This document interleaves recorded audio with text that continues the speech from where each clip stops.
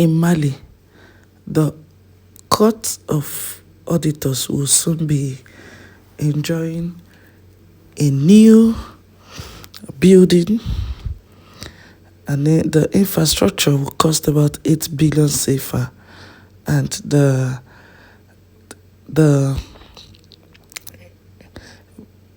erecting of this building was carried out today. The first stone was dropped by the President Gen Assimi Goita. Yes.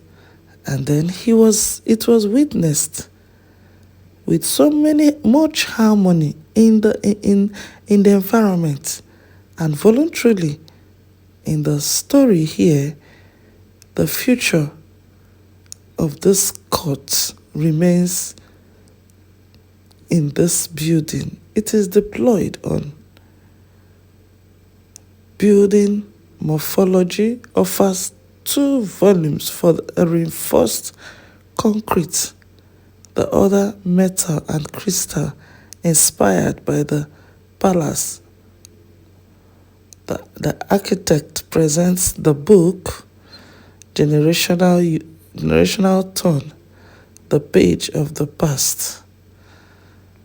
Dr. Fatogoma, President of the Supreme Court, and his team still keeps some memories.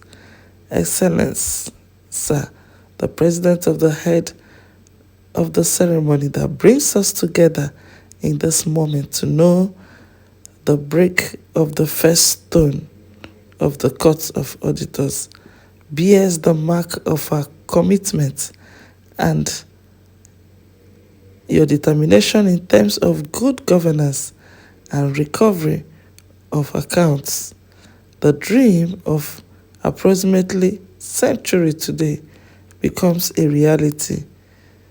To various size and configuration, the Court of Auditors offers staff adequate working environment and opportunity for more efficiency in processing files.